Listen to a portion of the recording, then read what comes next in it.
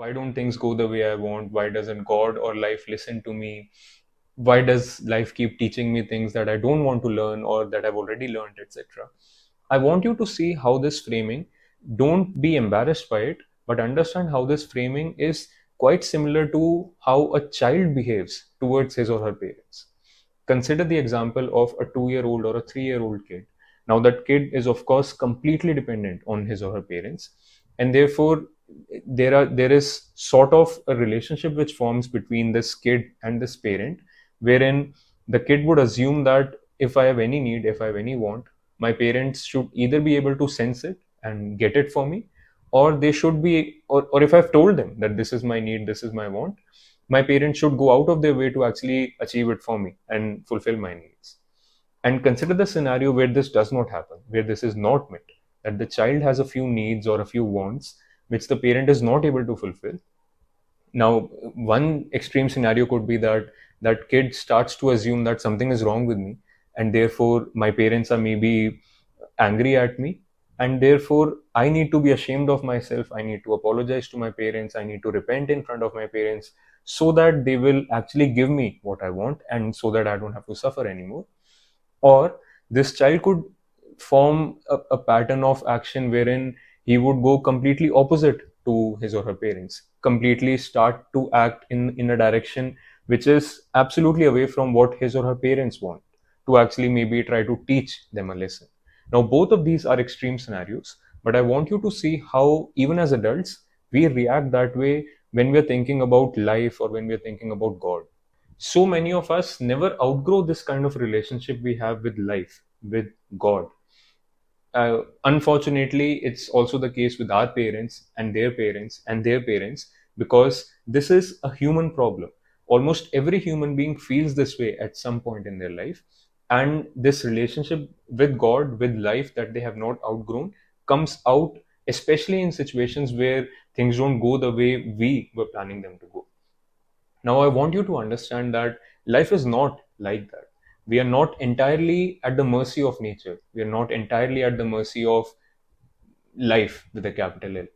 Well, in fact, firstly, I also want to tell you that you must understand that there is no such God up there who is looking down at you, keeping records of what you have done, what you need, etc., doing that for every single human being on this planet and making sure that everyone's needs are being met. This is again that same childish idea we have about our parents, which we associate with the word God as well. There is no such God up there. And therefore, when I say that our life is not like that, we are not in that kind of a relationship with life. We are not in that kind of a relationship with nature. Quite literally, one mature way of understanding what is a real relationship with life with a capital L, with life as a capital whole, or rather with the word God as we want to use it, is the fact that we are co-creators of our lives. It's almost like I said previously, there is no God up there who has written down everything already in a register somewhere, and then things are happening one after the other. It doesn't work like that. Our lives are not predetermined to that extent. Of course, there is a fate, there is a resultant momentum from the past, but our life emerges as our life emerges. And we get to have a say in it. Whether we realize consciously or not, we do have a free will.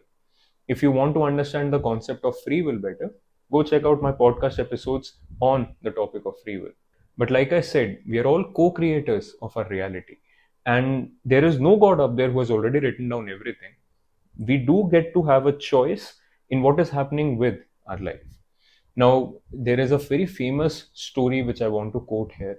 It uses the image of God in the picture that I've just told you. It doesn't, God doesn't exist like that, but I hope you will be able to draw the point. The story goes something like this. There was a guy who was stuck at the roof of his house when there was a flood happening all around him. And he was just stuck there. Now, this guy was a devout theist. So he was praying to his God for help. And what happens is there is a rowboat that comes over, and the guy inside says, "Come down, I'll help you. I'll row this boat along with you, and we'll be safe. I'll save you." This guy says, "No, I'm praying to my God. He will save me." This guy goes away. Then a motorboat comes along and says the same thing. He says to him, "Come down, I'll lend you a helping hand, and we'll be safe. I'll take you away in my motorboat." This guy says, no, I'm praying to my God, he will save me, you may go. This guy goes away. Then a damn helicopter comes over and throws down a rope and asks this guy to just hold the rope and we'll save you. He says, no, I'm praying to my God will come save me. Lo and behold, the guy drowns in the flood, dies, goes up to heaven, and reaches God and asks him, I prayed to you so much, I was so devout, why didn't you save me? And the God says, of course, I sent you a rowboat, I sent you a motorboat, I sent you a helicopter, and you didn't listen. Now, the real gist of this story is that even though there is life or there is God happening for you, you have to understand that you still have to make a choice to let it happen for you. And this is what we usually miss out.